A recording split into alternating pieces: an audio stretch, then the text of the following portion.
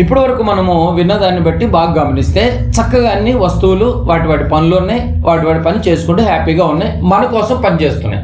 వీటన్నిటిని నడిపించేది ఎవరు అని అంటే దేవుడు అని ఒకటి మనకు అర్థమవుతుంది. దేవుడు లేకుండా ఇవేవి జరగవు అని మనకు ఒకటి అర్థమైతే, ఇప్పుడు ఇంత నడుస్తున్నటువంటి ఈ యొక్క పరిస్థితుల మధ్య 2000 సంవత్సరాల క్రితం ఒక నక్షత్రానికి ఒక పని అప్పచెప్పాడు. ఏం పని అప్పచెప్పాడు? మత్తయి సువార్త ఇప్పుడు చూద్దాం. ఆల్రెడీ ఆ నక్షత్రం ఏం చేస్తున్నప్పటికీ ఆల్రెడీ పనిలో ఉన్న నక్షత్రానికి మళ్ళీ పని అప్పచెప్పాడు. ఎడిషనల్గా నేను చెయ్యను అనలేదు. ఏం పని అప్పచెప్పాడు చూద్దాం. ఇప్పుడు చూడండి, మనం మార్నింగ్ మొదటగా చదువుకున్నది మత్తయి సువార్త 2వ అధ్యాయం 1-3 వచనాలు. రాజు అయిన హేరోదే దినములందు యూదా దేశపు బెత్లెహేములో యేసు పుట్టిన పిమ్మట ఇదిగో తూర్పు దేశపు జ్ఞానులు యెరూషలేమునకు వచ్చారు. ఎవరితో చెప్తున్నాడు? నక్షత్రానికి చెప్తున్నాడు. ఇప్పుడు ఏమని చెప్తున్నాడు? తూర్పు దేశపు జ్ఞానులు యెరూషలేముకు వచ్చారు. యూదుల రాజుగా పుట్టినవాడు ఎక్కడున్నాడు అని రాజును అడుగుతున్నారు. ఇప్పుడు రాజును అడుగుతున్నారు. ఎవరు? జ్ఞానులు అడుగుతున్నారు రాజుని. తూర్పు దిక్కున మేము ఆయన నక్షత్రములను చూచి ఆయనను పూజింపవచ్చితమని చెప్పిరి. హేరోదు రాజు ఆ సంగతి వినినప్పుడు అతనితో కూడా యెరూషలేము వారందరూ కలవపడిరి. ఏమండి, నక్షత్రాన్ని చూసి వచ్చారంట వీళ్ళంతా కదా. ఆ నక్షత్రాన్ని చూసేటట్టుగా చేసింది ఎవరు? ఇప్పుడు నడిపించింది ఎవరు? దేవుడే నడిపించాడు. వెళ్ళి నా కుమారుని చూడండి వెళ్ళి. ఏమిటి, నిజంగా దేవుడే తన కుమారుణ్ణి చూడమని నక్షత్రం ద్వారా ఇండికేషన్ ఇస్తున్నాడు, దారి మళ్ళిస్తున్నాడు, దారి చూపిస్తున్నాడు. మీరు బాగా గమనించలేదు. నా కుమారుని కనుగొనాలి, నువ్వు వెళ్ళి అని చెప్పేసి నడిపించాడు. ఏమండి, జ్ఞానులను నడిపించింది. ఏమండి, వాళ్ళకి చూపించింది, మార్గాన్ని చేర్చింది కదండి జ్ఞానులను. ఈ నక్షత్రాలను దేవుడు ఏం చెప్పాడంటే ఎందుకు మనకు చెప్తున్నాడు అన్నది ఇప్పుడు మనకు తెలియాలి. ఆ నక్షత్రాల గురించి మనకెందుకు చెప్తున్నాడు ఇప్పుడు? అది మనకు బైబిల్ ఎందుకు రాయించాడు? ఆ రోజు జ్ఞానులకు నక్షత్రం దారి చూపించిందన్న సంగతి మనకి ఇప్పుడు ఎందుకు చెప్తున్నాడు? ఎందుకు నడిపించిందని మనకిప్పుడు తెలియచేస్తున్నాడు. ఇది మనకు అర్థం కావట్లేదండి చాలా మందికి. అర్థమవుతుందా? ఆ రోజు జ్ఞానులకు నక్షత్రాన్ని చూపించింది కనుక అంటే మనం కూడా నక్షత్రం పెట్టుకోమనా? అది మందిరంలో పెట్టమని, మందిరం పైన పెట్టమని, ఏమన్నా ఒక యూత్ పెట్టమని, ఒక చిన్నపిల్లలు పెట్టుకోమని, ఇంట్లో పెట్టుకోమని, వీరి చివర పెట్టుకోమని, ప్రపంచంలో ఉన్న క్రైస్తవులు అందరూ కూడా స్టార్ ఖచ్చితంగా పెడుతున్నారు అని తెలియచేయడం కోసమా ఈ నక్షత్రం? దీని ద్వారా మనకేం తెలియచేస్తున్నాడు ఇప్పుడు? అది మనకు తెలియాలి. రైట్, అర్థమవుతుంది మీకు పాయింట్? ఇప్పుడు దేవుని మనస్సు ఏంటో ఒకసారి మనం ఆలోచిద్దాం. దానియేలు గ్రంథము బాగా గమనించాలి. ఒక స్టార్ దేవుడు చెప్పిన పని అద్భుతంగా చేసిందండి. వాళ్ళని నడిపించింది. ఏమండి, వాళ్ళని నడిపించింది, చేర్చిందండి బాబు యేసు ప్రభు దగ్గరికి. బాలుడైన యేసు దగ్గరికి చేర్చింది ఆ స్టార్. ఈ విషయం మనకెందుకు చెప్తున్నాడు అని అంటే దానియేలు గ్రంథము 12వ అధ్యాయం. దానియేలు గ్రంథం, నీవు నడిపించే నక్షత్రమా? వాళ్ళని నడిపించింది, జ్ఞానులను నడిపించింది నక్షత్రం. ఇప్పుడు మనకు చెప్తున్నాడు. దానియేలు గ్రంథము 12వ అధ్యాయము 3వ వచనం. దానియేలు గ్రంథము 12వ అధ్యాయము 3వ వచనం. చాలా జాగ్రత్తగా చూడాలి. 12:3. బుద్ధిమంతులైతే ఆకాశ మండలములోని జ్యోతులను పోలి నిరంతరం ప్రకాశిస్తారు. ఏమండి, బుద్ధిమంతులైతే ఆకాశ మండలంలోని జ్యోతులు ఉన్నాయి. ఆకాశ మండలంలో కొన్ని జ్యోతులు ఉన్నాయి. ఆ జ్యోతులు వస్తువులుగా పిలువబడుతున్నాయి. ఆల్రెడీ దేవుడు అప్పచెప్పిన పనిలో ఉన్నాయి. ఆ పని చేసుకుంటూ ఈ జ్యోతుల్లో ఒక జ్యోతి ఒకరోజు యేసు ప్రభువు పుట్టినటువంటి ఆ యొక్క విధానాన్ని గుర్తెరిగి జ్ఞానులకు మార్గంగా ఏమంటే దిక్చూసిగా నడిపించింది ఆ రోజు. ఇప్పుడు మనకెందుకు చెప్తున్నాడు? బుద్ధిమంతులైతే ఇప్పుడు నువ్వేం చేయాలి? స్టార్ పెట్టాలా? అది చెప్తున్నాడు చూడండి. బుద్ధిమంతులైతే ఆకాశ మండలములోని జ్యోతులను పోలి ప్రకాశించుదురు, నీతి మార్గమును అనుసరించి నడుచుకొనున్నట్లు ఎవరు అనేకులను త్రిప్పుదురో వారు నక్షత్రముల వలె నిరంతరం ప్రకాశిస్తారు. ఆ నక్షత్రం జ్ఞానులను యేసు ప్రభు వైపు తిప్పిందండి. ఆ నక్షత్రము ఆ రోజు తూర్పు దేశపు జ్ఞానులను ఎవరి వైపు తిప్పినాయి? యేసు వైపు తిప్పినాయి. బాలుడైన యేసు వైపుకి చూయించినాయి. అయితే ఇప్పుడు మనకేం చెప్తున్నాడంటే, ఇదిగో నీతి మార్గమును అనుసరించి నడుచుకున్నట్లు ఎవరు అనేకులను త్రిప్పుదురో, అంటే ఎవరి వైపు తిప్పాలి? మనం యేసు వైపు తిప్పాలి. మనం కూడా యేసు వైపు తిప్పాలి. కానీ స్టార్ పెట్టి కాదు, పోలి నడుచుకుందరు అన్నాడు. చూడండి ఇక్కడ, ఎవరిని పోలి నడుచుకుందరు? ఆకాశ మండలములోని జ్యోతులను పోలి నడుచుకుందరు. జ్యోతులని పోలిక చెప్తున్నాడు. అంటే నక్షత్రానికి పోలిక ఏంటి? దాన్ని ఏంటి? నక్షత్రం అది వెలుగునిస్తుంది, అది నిరంతరం ప్రకాశిస్తుంది. ఇదిగో నువ్వు కూడా వెలుగివ్వాలి. ఆ వెలుగు నిరంతరం ప్రకాశిస్తాలి. ఆ వెలుగు నిరంతరం ప్రకాశిస్తాలి అంటే తన పిల్లలను దేవుడు బుద్ధిమంతులుగా చూడాలనుకుంటున్నాడు. దేవుడు తన పిల్లల్ని ఏదిగా చూడాలనుకుంటున్నాడు? బుద్ధిమంతులుగా చూడాలనుకుంటున్నాడు. 2000 సంవత్సరాల క్రితం ఏ నక్షత్రం అయితే నడిపించిందో ఆ నక్షత్రాన్ని ఆ నక్షత్రం లాగా చూడాలనుకుంటున్నాడు. తను పనిలో ఉన్న దేవుడు అప్పచెప్పినటువంటి పనిని గుర్తెరిగి వెంటనే తూర్పు దేశపు జ్ఞానులకు ఎలా నడిపించిందో నా పిల్లలు కూడా బుద్ధిమంతులుగా ఇదిగో నా కుమారుని వైపు దారి మళ్లించాలి. ఎవరు అనేకులను త్రిప్పుదురో? లైట్లు పెట్టి కాదు, స్టార్లు పెట్టి కాదు. మనం కూడా బాగా గమనించగలిగితే మనమేమో బొమ్మ నక్షత్రాన్ని పెట్టి దారి మళ్ళిస్తున్నాం కదండి. ఆ బొమ్మ నక్షత్రాన్ని ఇంటి ముందు వీళ్ళు క్రిస్టియన్స్ అనుకుంటారా, అవి బాల్కనీలో ఎక్కడో పెడుతూ ఉంటారు కదండి, వీళ్ళు క్రిస్టియన్స్ అనుకుంటా. దారి మళ్ళించేశారు. దేని వైపు మళ్ళించారు? నక్షత్రం వైపు మళ్ళించారు. బుద్ధిమంతులైతే నువ్వు నీతిని అనుసరించి నిజంగా దేవుని వైపు మళ్ళించాలంట. అంటే ఇప్పుడు దేవుని వైపు మళ్ళించేవాడు బుద్ధిమంతుడు, స్టార్ వైపు మళ్ళించేవాడు బుద్ధిహీనుడు. ఎలా అయిపోయారు? మీకు అర్థమవుతుంది మీకు పాయింట్? అది మీరు చాలా జాగ్రత్తగా గమనించాలి. ఎలా మళ్ళించాలి? దారి మళ్ళించాలి అన్నాడు. ఎవరు అనేకులను తిప్పాలి అంటున్నాడు. ఎలా తిప్పాలి, ఎలా నడిపించాలి అంటే ఫిలిప్పీలకు రాసినటువంటి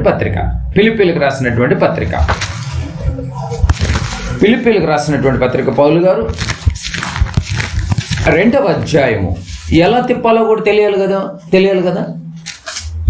ఫిలిప్పీలకు రాసినటువంటి పత్రిక. ఇప్పుడు క్రైస్తవులంతా ఎలా తిప్పుతున్నారు? స్టారు ఒక వస్తువును పెట్టి తిప్పుతున్నారు, అంతే కదండి. ఒక వస్తువుని తిప్పి వస్తువు వైపు తిప్పిస్తున్నారు. వీళ్ళు క్రిస్టియన్స్ అని తెలియజేస్తున్నారు, రైట్. కానీ ఎలా తిప్పాలని బైబిల్ చెప్పింది? ఫిలిప్పీలకు రాసిన పత్రిక 2వ అధ్యాయం 16వ వచనం చూడండి. ఎలా తిప్పాలో ఇక్కడి నుంచి అయినా కూడా తిప్పాలి. ఈ తిప్పాలని ఎవరు చెప్పారు? దానియేలు గారు చెప్పారు. ఎవరు అనేకులను త్రిప్పుదురో అన్నాడు. ఎలా తిప్పుదాం, ఎలా తిప్పాలి అని అంటే పౌలు గారు క్లియర్గా మనకి ఓపెన్ చేశాడు. 2:16 అట్టి జనముల మధ్యను మీరు జీవవాక్యమును చేత పట్టుకొని లోకమందు జ్యోతుల వలె కనపడుతున్నారు. మీరు జీవవాక్యాన్ని చేత పట్టుకొని జ్యోతుల వలె కనపడాలి. దేని చేత పట్టుకోవాలి? ఇది జీవవాక్యాన్ని చేత ఎవరు పట్టుకుంటున్నారు ఈరోజు? అంటే జీవవాక్యాన్ని చేత పట్టుకొని లోకంలో జ్యోతుల వల్ల కనపడాలంట. ఇంతకీ నక్షత్రాలు ఎప్పుడు కనపడతాయి చెప్పండి అండి. నక్షత్రాలు ఎప్పుడు కనపడతాయి? నైట్లో కనపడతాయి. నక్షత్రాలు నైట్లో కనపడతాయి. కానీ నీవు లోకంలో జ్యోతుల వల్లే కనపడాలి అంటున్నాడు. అంటే నక్షత్రం అనేది ఒక వెలుగుగా కనిపిస్తుంది. మీకు అర్థమవుతుందా? జ్యోతిగా కనిపిస్తుంది, వెలుగుగా కనిపిస్తుంది నక్షత్రం. అంటే ఇప్పుడు నక్షత్రం చీకటి అయిపోయిన వెంటనే వెలుగుగా కనిపిస్తుంది. ఇప్పుడు లోకంలో నువ్వెలా కనపడాలి? జ్యోతుల్లా కనపడాలి. అంటే లోకం ఎలా ఉంది? చీకట్లో ఉంది. అర్థమవుతుంది మీకు పాయింట్? లోకంలో నువ్వు జ్యోతిగా కనపడాలి అంటే లోకం మొత్తం చీకటిగా ఉందన్నమాట. చీకటిగా ఉన్నటువంటి లోకానికి నువ్వు జ్యోతిగా ఉండాలి. కానీ జ్యోతి పెట్టడం కాదు, స్టార్ పెట్టడం కాదు. అర్థమవుతుందా? నువ్వు జ్యోతిగా ఉండాలి అంటే నేను జ్యోతిగా నిలబెట్టేది ఎవరు? ఏది పట్టుకుని నిలబెట్టాలి? జీవవాక్యాన్ని చేత పట్టుకొని. వాక్యం ఎప్పుడో ఎగిరిపోయిందండి బాబు. వాక్యం ఎప్పుడో ఎగిరిపోయింది. మనల్ని గమనించి ఆల్రెడీ షాపులోళ్ళు కూడా క్రిస్టియన్స్ అమాయకులు, గొర్రెలు కాబట్టి వాళ్ళు ఖచ్చితంగా స్టార్లు కొనుక్కోవడానికి వస్తారని చెప్పేసి వాళ్ళు బిజినెస్ చేసేసుకుంటున్నారు హ్యాపీగా. నువ్వు పట్టుకోవాల్సింది జీవవాక్యం. నువ్వేం పట్టుకు తిరుగుతున్నావు? వస్తువును పట్టుకు తిరుగుతున్నావు, అంతే కదండి. ఫస్ట్ నుంచి మీరు ఏమైనా వచ్చారా? దాన్ని ఏమని చెప్పాడు? వస్తువు వైపు నువ్వు తిప్పుతుంది. సరే వస్తువు వైపు తిప్పినా కూడా వస్తువు పనిలో ఉంది. పనిలో ఉన్నటువంటి వస్తువుకి ఎడిషనల్గా మళ్ళీ దేవుడు పని అప్పు చెప్తే ఆ పనిని కూడా చేసింది. మరి నువ్వే పనిలో ఉన్నా? బాగా ఆలోచించండి. కనుక లోకం అంతా చీకట్లో ఉంది కనుక ఈ లోకములో నువ్వు ఒక స్టార్గా జీవవాక్యాన్ని చేత పట్టుకుని వెలగాలి. మరి లోకం చీకట్లో ఉందంటారా? నిజంగా ఒకసారి చూస్తారా? అపోస్తల కార్యములు బాగా గమనించాలి. ఇప్పుడు లోకం అంతా చీకటిగా ఉంది. ఈ చీకటికి ఇప్పుడు ఏం కావాలి? వెలుగు కావాలి. ఏ వెలుగు అది? లోక సంబంధమైనటువంటి వస్తువులు వెలుగులు కాదు ఇప్పుడు కావాల్సింది. ఆ లెక్కైతే లోకంలో వాళ్ళు ప్రతి ఇంట్లోనూ పెద్ద పెద్ద లైట్లు పెట్టి కూర్చుంటున్నారు. దానికి ఇంకా వెలుగు ఎందుకు? ఇంకా ఆ వెలుగు గురించి కాదు మాట్లాడుతుంది ఇక్కడ. మరి ఇంతకీ లోకం అంతా చీకట్లో ఉందా? అపోస్తల కార్యములు 26వ అధ్యాయం. అపోస్తల కార్యములు 26వ అధ్యాయము. అపోస్తల కార్యములు 26వ అధ్యాయం బాగా గమనించాలి. ఈరోజు ఎవరైనా ఒక క్రిస్టియన్స్ని వేరే వాళ్ళు ఎవరైనా అడుగుతూ ఏంటి మీరు క్రిస్టియన్సే ఇంకా స్టార్ పెట్టలేదు అనగానే వీళ్ళకి ముందు డౌట్ వచ్చి ముందు ఇమీడియట్గా స్టార్ కొనుక్కరమని చెప్పేస్తారు. వస్తువులు ఇవి. మీకు అర్థమవుతుందో లేదు మీకు పాయింట్? ఇప్పుడు ఇంతకీ లోకములో నువ్వు జ్యోతుల వల్లే వెలగాలన్నాడు. లోకం చీకట్లో ఉంది. లోకం చీకట్లో ఉందో లేదో అని తెలియజేయడానికి 26వ అధ్యాయము 15 నుంచి చదువుకున్నాం. 26వ అధ్యాయం అపోస్తల కార్యములు 15 నుంచి 18 వచ్చిన జాగ్రత్త చదువుతాను, జాగ్రత్తగా వినండి. అప్పుడు నేను ప్రభువా, సందర్భం ఎవరు? సౌలు పౌలుగా మారకముందు యేసుప్రభుల వారు ఎదురైనటువంటి సందర్భంలో జరుగుతున్నటువంటి సందర్భం. అప్పుడు నేను ప్రభువా నీవు ఎవడమని అడుగగా ప్రభు నేనే, నీవు హింసించుచున్న యేసు, నీవు నన్ను చూచిన సంగతిని గురించి నేను నీకు కనబడబో సంగతిని గురించి నిన్ను పరిచారకునిగాను సాక్షినిగాను నియమించుటకై కనబడి ఉన్నాను. ఎందుకు నియమించాడంట? పరిచారకునిగాను సాక్షినిగాను నియమించి ఉన్నాను. నీవు లేచి నీ పాదములు మోపి నిలువుము. నేను ఈ ప్రజల వలన అన్ని జనుల వలన హాని కలగకుండా నిన్ను కాపాడేదను. ఈ పదం అండర్లైన్ చేసుకోండి. వారు చీకటిలో నుండి,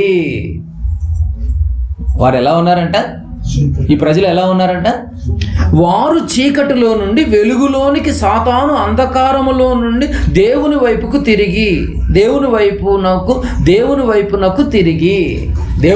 తిరగాలి ఇప్పుడు. ఎందుకంటే లోకం చీకట్లో ఉంది, అంధకారమైన చీకట్లో ఉంది. ఆ చీకట్లో ఉన్నటువంటి ప్రజలు వెలుగులోనికి నడిపించటానికే ఒక పౌలును సెలెక్ట్ చేసుకున్నాడు. మరి ఇప్పుడు నిన్నెందుకు సెలెక్ట్ చేసుకున్నాడు? నన్ను ఎందుకు సెలెక్ట్ చేసుకున్నాడు? మనవులు కూడా అందుకే సెలెక్ట్ చేసుకున్నాడు. మరి నువ్వు కూడా మళ్ళీ చీకట్లోనే ఉండిపోయి లోక సంబంధమైనటువంటి వస్తు రూపంలో ఉన్నటువంటి వెలుగును పెడతానంటే ఎట్లా? నీ వెలుగు వేరు, ఆత్మ సంబంధమైనటువంటి వెలుగు. అదే చెప్తున్నాడు చూడండి, ఎంత బాగుందో చూడండి. ఇదిగో వారు చీకట్లోంచి వెలుగులోనికి, సాతాను అధికారంలోని దేవుని వైపుకు తిరగాలి. దేవుని వైపు తిరగాలన్నది దేవుడు ఆలోచన, దేవుడు ఆకాంక్ష, దేవుడి సంకల్పం. కానీ దేవుని వైపుకు తిప్పేది ఎవరు? దానియేలు గ్రంథంలో చెప్పినట్టుగా తిప్పేది ఎవరు? బుద్ధిమంతులైతే తిప్పుతారు. ఏం పట్టుకుని తిప్పాలి? జీవవాక్యముని చేత పట్టుకుని తిప్పాలి. ఇక లోక సంబంధమైనటువంటి వస్తువులు పట్టుకొని నువ్వేదో ఇండికేషన్ ఇస్తానంటే కుదరదు. అర్థమవుతలేదు పాయింట్. లోకం చీకట్లో ఉంది కనుక, ఈ లోకం సాతాను అధికారం చీకట్లో ఉంది కనుక వెలుగులోనికి నువ్వు నడిపించాలి. దేవునిలోనికి నువ్వు నడిపించాలి. నువ్వే దేవునిలో లేకపోతే, నువ్వే వెలుగుగా మారకపోతే, నువ్వే జీవవాక్యాన్ని చేతపట్టకపోతే, నువ్వే వస్తువులు పట్టుకుని తిరుగుతుంటే ఇంక తిప్పేదెవరు? ఆ రోజు సౌలుని పౌలుగా మార్చినప్పుడు ఈవెన్ ఎంతమందిని తిప్పాడు? 14 పత్రికలు రాశాడు, సంఘాలను కట్టుకుంటూ వెళ్ళిపోయాడు.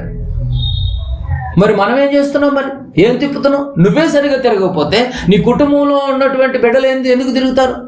ఏం చేస్తారు? నిన్ను చూసి ఒక అన్ని కుటుంబం ఎలా మారగలుగుతారు దేవుని వైపు? ఎందుకంటే వాళ్ళు చీకట్లో ఉన్నారు. యోహాను గారు రాసినటువంటి మొదటి పత్రిక, లోకం ఎలా ఉందంట? చీకట్లో నడుస్తుందంట. యోహాను గారు రాసినటువంటి మొదటి పత్రిక 2వ అధ్యాయము. యోహాను గారు రాసినటువంటి మొదటి పత్రిక 2వ అధ్యాయము 11వ వచనం. 2వ అధ్యాయము 11వ వచనం చదువుకోండి. 2:11. చిన్నపిల్లలారా ఆయన నామమును బట్టి 2:11 తన సహోదరుని ద్వేషించువాడు చీకటిలో ఉండి చీకటిలో నడుచుచున్నాడు అన్నాడు. చూడండి, చీకటిలో ఉండి చీకటిలో నడుస్తున్నాడంట. మీరు బాగా గమనించండి, ఈరోజు సొంత సహోదరులకే పడట్లేదు. ఒక మందిరానికి వెళతారు, ఒక సంఘానికి వెళతారు, ఒక క్రీస్తుని అంగీకరిస్తారు, ఒక బల్లలోనిదే పాలు పొందుతారు, ఒకళ్ళంటే ఒకళ్ళు గిట్టదు. అదే చెప్తున్నాడు. ఇగో తన సహోదరుని ద్వేషించేవాడు కూడా చీకటిలోనే ఉన్నాడు. లోకం ఆల్రెడీ చీకట్లో ఉంది. క్రైస్తవుడు వెలుగులో ఉన్నాడు అనుకుంటూ చీకట్లో ఉన్నాడు. మళ్ళీ అందరూ చీకటిలోనికి వెళ్ళిపోతున్నారు, టోటల్గా చీకటిలోనే నడుస్తున్నారు. మరి ఇంకా బుద్ధిమంతులు ఎవరు ఆయన వైపు తిప్పుతారు? అనేకులు ఎవరు తిప్పే పరిస్థితులు ఎవరున్నారు? ఇప్పుడు అందరూ చీకటిలోనే నడుస్తుంటే బాగా గమనించారు. ఇంతకీ వీళ్ళని గుడ్డివాళ్ళగా చేసింది ఎవరు? బయట వాళ్ళని గుడ్డివాళ్ళగా చేసిందంటే ఓకే, క్రైస్తవులను గుడ్డివాళ్ళగా చేసింది ఎవరు అసలు? చూద్దాం ఒక వచనాన్ని. కొరింథీయులకు రాసినటువంటి 2వ పత్రిక. గుడ్డివాళ్ళగా చేశారు. అందరిని గుడ్డోళ్ళని చేసి కూర్చుందండి. ఇప్పుడు గుడ్డోళ్ళని చేసి నువ్వు వెళ్ళి ఆ వస్తువులు పెట్టుకో అని చెప్పేసి అందరిని వస్తువులు పెట్టించేసింది. ఏమండి, నువ్వు నడిపించే నక్షత్రంగా ఉండాలా? ఎలా ఉండాలి? తిప్పే నక్షత్రంగా ఉండాలి కదండి. కొరింథీయులకు రాసిన 2వ పత్రిక 4వ అధ్యాయము 4వ వచనం చదువుకుందాం. 4:4 దేవుని స్వరూపి అయిన క్రీస్తు మహిమ కనపరచు స్వార్థ ప్రకాశము వారికి ప్రకాశింపకుండు నిమిత్తము. అర్థమవుతుందండి. అందరిని భూవస్తు రూపంలో వస్తువుల వైపు, స్టార్ అనేటటువంటి ఒక వస్తువు వైపు మళ్ళించింది ఎవరు? ఈ యుగ సంబంధమైన దేవత అవిశ్వాసులైన వారి మనోనేత్రములకు గుడ్డితనము కలుగజేశాను. గుడ్డోళ్ళని చేసి పడేసింది అంతే. వాడు పెట్టాడు, నేను పెట్టాలి. వాడు ఎక్కాడు, నేను ఎక్కాలి. అర్థం. అందరిని గుడ్డోళ్ళని చేసి పడేసింది. చూడండి ఎంత గుడ్డోళ్ళని చేసిందంటే ద్వితీయోపదేశ కాండంలో ఏం చెప్పాడు? సూర్యుడు, చంద్రుడు, నక్షత్రములను నీవు అవి వస్తువులు మీకు వెలుగునివ్వటానికే పెట్టాను తప్ప వాటిని పూజించే విషయములో, వాటిని కొలిచే విషయంలో మీరు బహు జాగ్రత్త పడుడి. అంత గుడ్డోళ్ళని చేసి పడేసిందండి. చూడండి, ఈ యుగ సంబంధమైనటువంటి దేవత మనోనేత్రములకు గుడ్డితనము కలుగు చేసెను. అలా గుడ్డితనం కలుగు చేయడం అందరూ చీకట్లోకి వెళ్ళిపోయారు. వాక్యాన్ని వదిలేశారు. వాక్యం ఏం చెప్పింది వాళ్ళకి అనవసరం. లోకంలో ఉన్నటువంటి పద్ధతులు ఏం చెప్పినాయి, ఆచారాలు ఏం చెప్పేసి, సేవకుడు ఏం చెప్పాడు, అది ఎంతవరకు రైటా రాంగా, ఈ ఆచారాలు ఎంతవరకు, అసలు నిజస్వరూపం ఎవరిలో ఉంది, ఇవేవి పట్టించుకున్న పరిస్థితులు వీళ్ళు కూడా లేవు. అంటే సేవకుడి మనోనేత్రాలను పొడి చేసింది, విశ్వాసుల మనోనేత్రాలను కూడా పొడి చేసి అవిశ్వాసులుగా మార్చేసింది. వెలగాల్సినటువంటి నువ్వు, జీవవాక్యాన్ని చేతపట్టుకోవాల్సినటువంటి నువ్వు వస్తువుల వైపు, ఇప్పుడు స్టార్ అనేది ఒక వస్తువు వైపు తిప్పేసి చూడండి ఈరోజు ఎంత ఇదండి పరిస్థితి, ఎంత ఘోరంగా తయారు చేసేసిందో చూడండి. యోహాను సువార్త 1వ అధ్యాయం. యోహాను సువార్త 1వ అధ్యాయము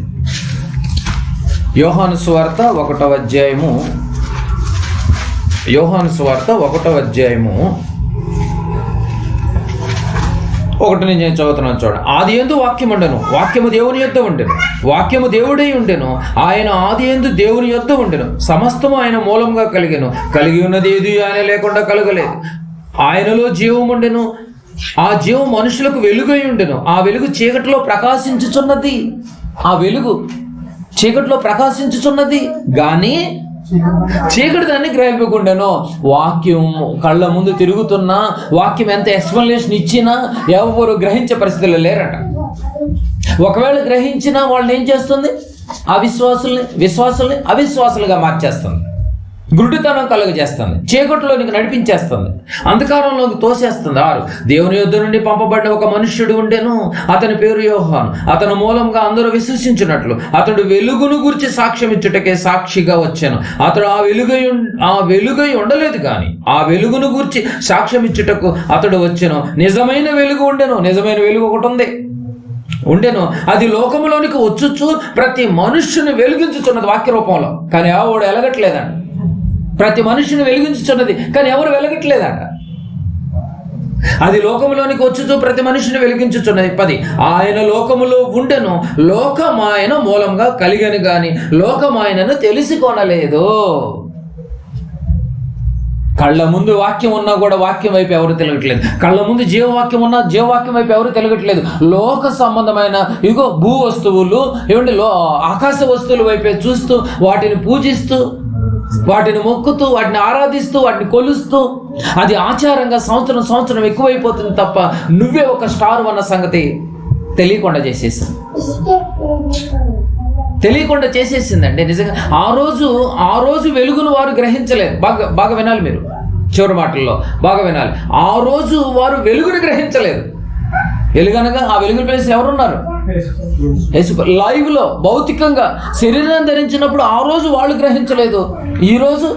ఈరోజు ఆ వెలుగైనటువంటి యేసు రక్షకుడు శరీరాన్ని ధరించి వచ్చి వెళ్ళిపోయిన తర్వాత కూడా వాక్య రూపంలో ఉన్నా కూడా క్రైస్తవుడు ఎవరు గ్రహించలేకపోతున్నారు. అంటే ఇంకా చీకట్లోనే ఉంటున్నారు. బాగా ఆలోచించాలి. చీకట్లోనే ఉంటున్నారు. యోహాను సువార్త 8వ అధ్యాయం యోహాను సువార్త ఇక్కడి నుంచి జాగ్రత్తగా వినాలి. యోహాను సువార్త 8వ అధ్యాయము 12వ వచనం. యోహాను సువార్త 8వ అధ్యాయము 12వ వచనం. ఏ వెలుగును గ్రహించట్లేదు? నిజమైన వెలుగు అన్నాడు కదండి. నిజమైన వెలుగుని యేసుని గ్రహించట్లేదు. లోక సంబంధమైన వస్తు రూపంలో ఉన్న వెలుగును మాత్రం గ్రహిస్తున్నారు. 1 month ముందు నుంచే పెట్టేస్తున్నారు. వెలుగులతో నింపేస్తున్నారు. అన్నిటిని ఇంటిని వెలుగులతో నింపుకుంటున్నారు, మందిరాలను వెలుగులతో నింపుకుంటున్నారు, ఇంటి పైన వెలుగులతో నింపుకుంటున్నారు. బాగా గమనించాలి ఇవన్నీ. 8:12 కూడా చదువుకుందాం. యోహాను సువార్త 8వ అధ్యాయం 12వ వచనం.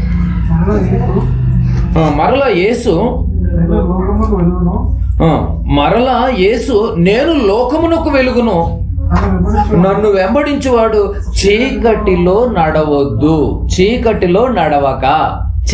నడవక జీవపు వెలుగు కలిగి ఉండుడని వారితో చెప్పాను.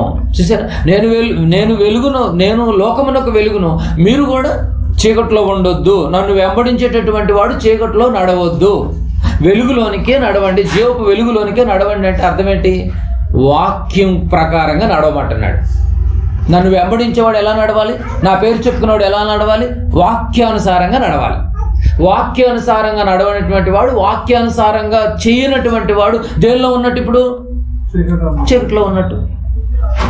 అలాంటి వారిని నువ్వు జీవవాక్యాన్ని చేతపట్టుకొని జ్యోతుల వల్లే నువ్వు వాళ్ళని మళ్ళించాలి. పౌలు గారికి ఇచ్చినటువంటి అడ్వైజ్, నిర్ణయం సెలెక్ట్ చేసింది అందుకే. మరి నన్ను సెలెక్ట్ చేసింది కూడా అందుకే. మరి నువ్వు కూడా వాళ్ళ ప్రకారంగా చీకట్లోనే నడుస్తానంటే ఎలా? వాక్యాన్ని పక్కన పెట్టి.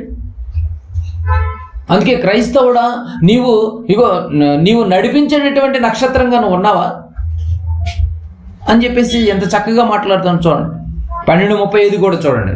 యోహాను సువార్త 12వ అధ్యాయం 35 వచనం. యోహాను సువార్త 12వ అధ్యాయం 35 చూడండి. 12:35.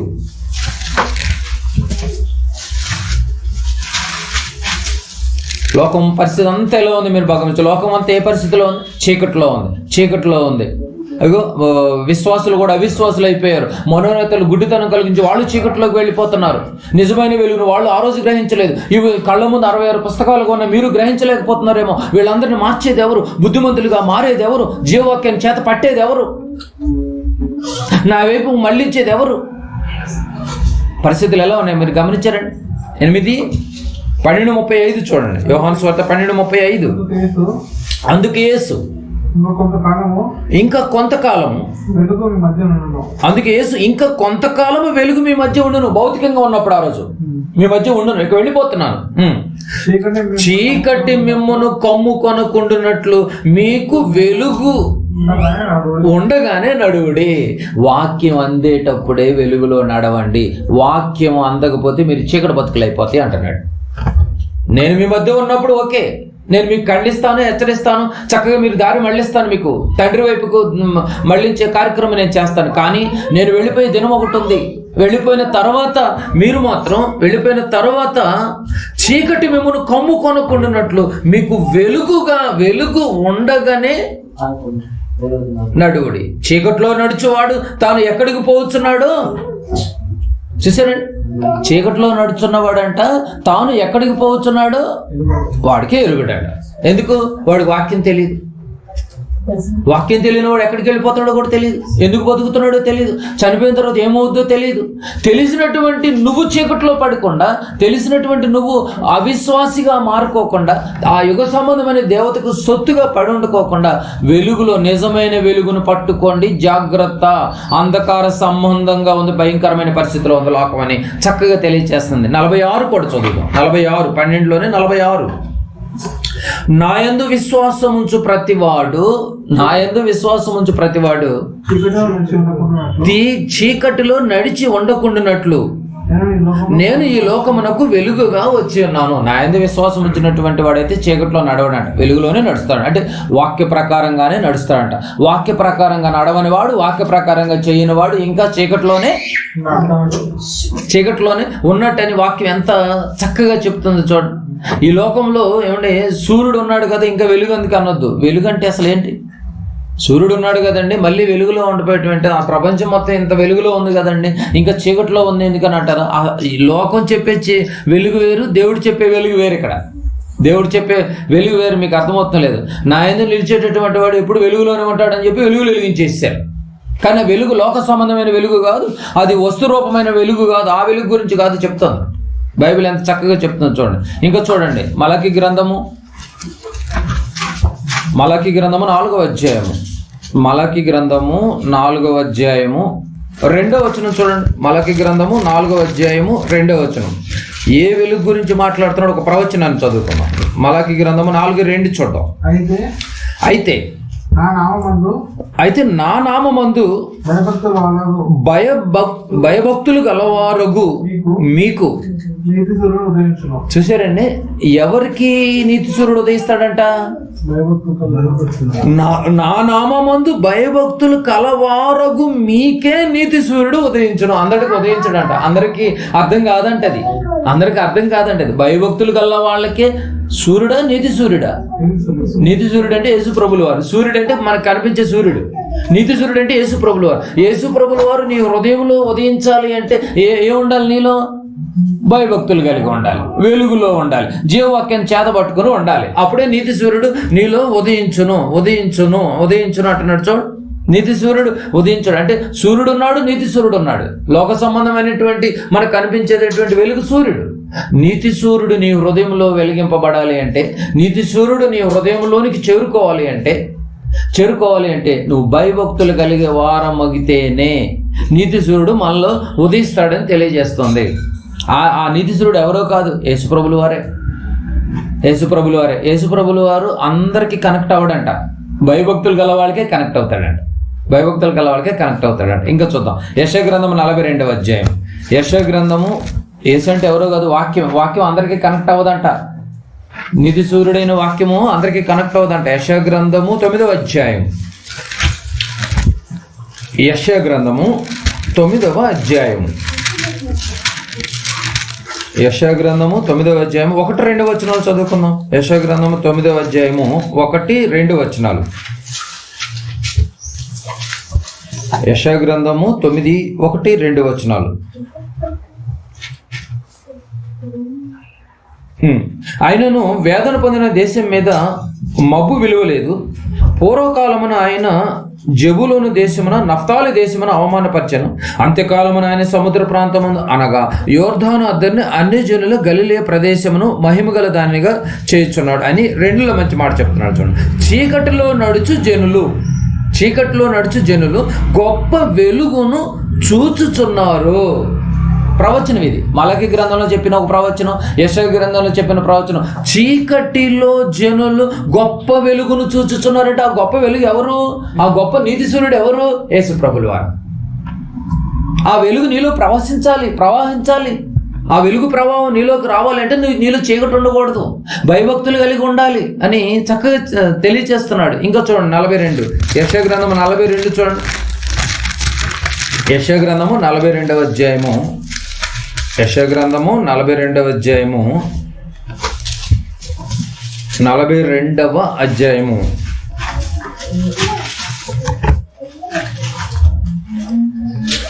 మొదటి నుంచి, ఇదిగో నేను ఆదుకొని నా సేవకుడు, నేను ఏర్పరచుకొనిన వాడు, నా ప్రాణమునకు ప్రియుడు, అతని యందు నా ఆత్మను ఉంచి ఉన్నాను. అతడు అన్యజనులకు న్యాయమును కనపరచును. అతడు కేకలు వేయడు, అరవడు, తన కంఠస్వరము వీధిలో వినబడనీయడు. నలిగిన రెక్కలను నలిగిన రెల్లును అతడు విరువడు. మకమకలాడుచున్న జనపనార ఒత్తిని ఆర్పడు. అతడు సత్యము అనుసరించి న్యాయము కనపరచును. భూలోకమున న్యాయము స్థాపించే వరకు అతడు మందగిలడు, నలుగుడు పడడు. ద్వీపములను అతను బోధ కొరకు కనిపెట్టును.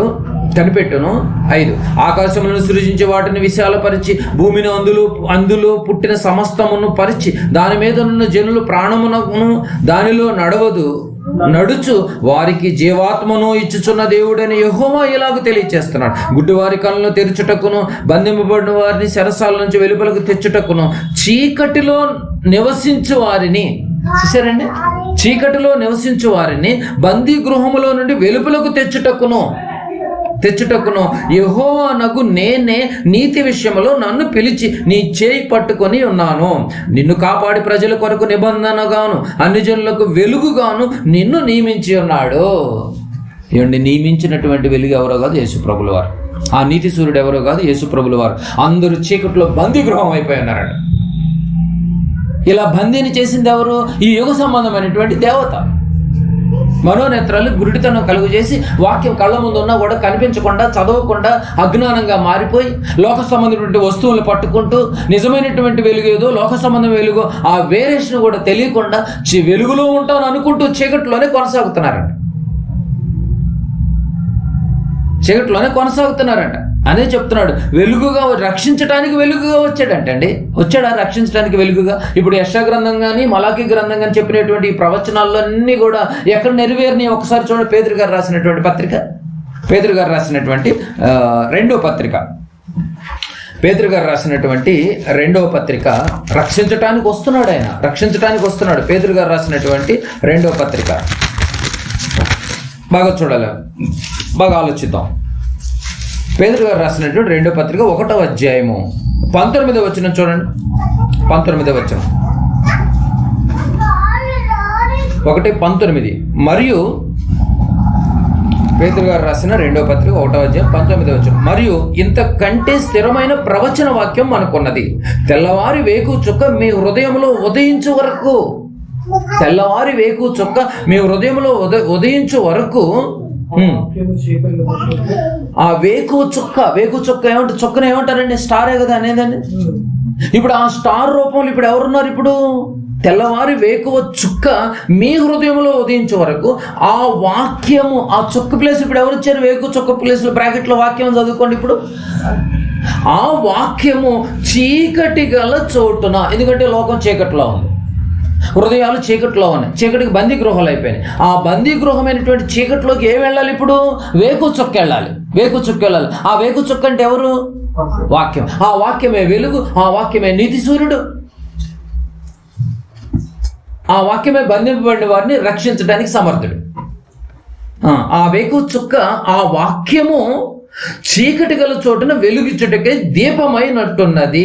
దాని యందు మీరు లక్ష్యం ఉంచిన ఎడల మీకు మేలు. దేని యందు లక్ష్యం ఉంచాలి చెప్పండి? ఇప్పుడు వేకు చుక్క, వేకు అంటే వాక్యం మీద లక్ష్యం ఉంచితే మీ హృదయాలు బాగుపడతాయి, మీ హృదయాలు చీకటిలోంచి బయటకు వస్తాయి.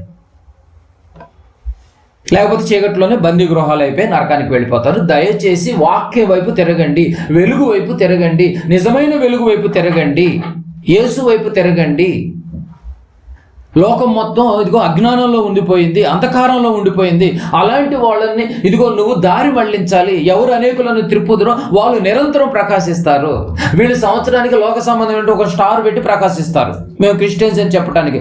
నిజమైనటువంటి క్రైస్తవుడు జీవవాక్యాన్ని చేత పట్టుకుని నిరంతరం ప్రకాశిస్తాడు. దేని వైపు తిరుగుతున్నావు? నువ్వు నడిపించే నక్షత్రమైన ఇప్పుడు మీరు చెప్పండి, నడిపించే నక్షత్రమైనా అదే చెప్తున్నాడు. వెలుగు దీపమై ఉన్నట్టు దాని యందు మీరు లక్ష్యం ఉంచిన మేలు. దేవుడు నిన్నే ఒక నక్షత్రంగా చూడాలనుకుంటున్నాడు. ఇప్పుడు ఫైనల్గా మనం ఆలోచించేది ఏంటంటే, దేవుడు నిన్నే ఒక నక్షత్రంగా చూడాలనుకుంటున్నాడు. వాక్యాన్ని పట్టుకుని జ్యోతులుగా వెలగాలంటున్నాడు. మరి నక్షత్రంగా మారావా నువ్వు? లేకపోతే నక్షత్రం ప్లేస్లో నువ్వు నక్షత్రాన్ని పెట్టి స్టార్గా పెట్టి వెలుగుతున్నావా? జీవవాక్యాన్ని చేతపడిన జ్యోతులుగా వెలగాలంటున్నాడు. ఇదిగో ఈ వెలుగు దగ్గరకు వచ్చి మేము దేవునితో ఉన్నాము అని చెప్పిన, ఒకవేళ ఈ వెలుగు దగ్గరకు వచ్చి యేసైనటువంటి ఈ వెలుగు దగ్గరకు వచ్చి దేవుల్లో ఉన్నామని, వెలుగులో ఉన్నామని చెప్పిన నీ పాత జీవితాన్ని మార్చుకోకపోతే నువ్వు వెలుగులో లేనట్టే. నీ పాత జీవితాన్ని వదిలేయకపోతే నువ్వు ఇంకా చీకట్లో ఉన్నట్టే. ఇంక నువ్వు ఎన్ని క్రిస్టమస్లు చేసుకున్న ఉపయోగం ఏముంది? ఎన్ని స్టార్లు పెట్టినా ఉపయోగం ఏముంది? ఎన్ని ట్రీలు పెట్టినా ఉపయోగం ఏముంది? అర్థమవుతుందండి మీ పాయింట్? దేవుడు ప్రపంచం చీకట్లో ఉంది, చీకట్లోంచి వెలుగులోనికి నడిపించాలి, వెలుగులోనికి నడిపించేటటువంటి సమర్థుడు కావాలి. అలాంటి సామర్థ్యము నమ్మకం గల వ్యక్తి ఒకనాడు సౌలుగా ఉన్నాడు కనుకనే పౌలుగా మార్చుకొని అలాంటి వ్యక్తిని పట్టుకున్నాడు. ఇందుకు మీరు పిలువబడితిరి. మనవులు కూడా వెలుగులోనికి నడిపించింది. ఎందుకంటే చీకట్లో ఉన్న వాళ్ళు వెలుగులోకి నడిపించడం, అందుకు పిలువబడ్డామంట. మరి మనం ఎంతమందిని వెలుగులోనికి నడిపిస్తున్నాం? అసలు ఎందుకు నువ్వు వెలుగులో ఉన్నావా? సహోదరుని ప్రేమిస్తూ ద్వేషిస్తూ నువ్వు చీకట్లో ఉండిపోయేవేమో, వెలుగులో ఉన్నానన్న భ్రమలో ఉండిపోయేవేమో. అపవాది మనోన్నతులు గుడ్డితనం కలుగజేసి వాళ్ళ ఆచారాలకి చేతులు కలిపేటట్టుగా ఉన్నావేమో. ముట్టవద్దు అని కూడా చెప్పాడుగా కొలస్సీ పత్రికలో. ఇంకా నువ్వు ముడుతున్నావు ఏమో, నేను ముడుతున్నావేమో. నువ్వు వెలగనంత వరకు, నువ్వు చీకట్లోంచి వెలుగులోనికి రానంత వరకు, నీ హృదయాలు మారనంత వరకు నువ్వు చీకట్లో ఉన్నట్టే. ఎఫెసీలకు రాసినటువంటి పత్రిక 5వ అధ్యాయం, ఎఫెసీలకు రాసినటువంటి పత్రిక 5వ అధ్యాయము 8, 9, 10 వచనాలు చూడండి. ఎఫెసీలకు రాసిన పత్రిక 5వ అధ్యాయము 8, 9, 10 వచనాలు. మీరు పూర్వమందు మీరు ఆల్రెడీ దేవుళ్ళలోకి రాకముందు చీకట్లో ఉన్నారు కదండి. ఎవరికి వాళ్ళు ఆలోచించుకుంటే తెలుస్తుంది చీకట్లో ఉన్నామో లేదో. చీకట్లో ఉండిరి. ఇప్పుడైతే ప్రభువునందు వెలుగై ఉన్నారు కదా. ఇప్పుడైతే మీరు ప్రభువునందు వెలుగై ఉన్నారు. వెలుగు ఫలము సమస్త విధములైన మంచితనము, నీతి, సత్యము వాటిలో కనబడుతున్నది. లేదు నేను వెలుగులో ఉన్నాను అని ఒకవేళ నువ్వు చెప్పుకుంటే దేంట్లో కనిపించు? నీలో ఏముండాలి? మంచితనం ఉండాలి, నీతి ఉండాలి, సత్యం అంటే వాక్యం ఉండాలి. వాటిలో కనబడుతున్నది. వాక్యంలో కనబడాలి, నీతిలో కనబడాలి, మంచితనంలో కనబడాలి. మంచితనానికి మారు పేరంటే క్రైస్తవుడే, నీతికి మారు పేరంటే క్రైస్తవుడే, సత్యానికి మారు పేరంటే క్రైస్తవుడు. సత్యం నేర్చుకోవాలంటే క్రైస్తవుడి దగ్గరే నేర్చుకోవాలి. బాధాకరమైన విషయం ఏంటంటే సత్యం క్రైస్తవుడికి తెలియదు ఈరోజు. కానీ వెలుగులో ఉన్నాడని చెప్తాడు. లోక సంబంధమైనటువంటి వస్తురూపమైన వెలుగును పెట్టి కోలాహలంగా తిరుగుతున్నాడు ఈరోజు. చీకటి జీవితాన్ని వదిలేయండి అంటున్నాడు.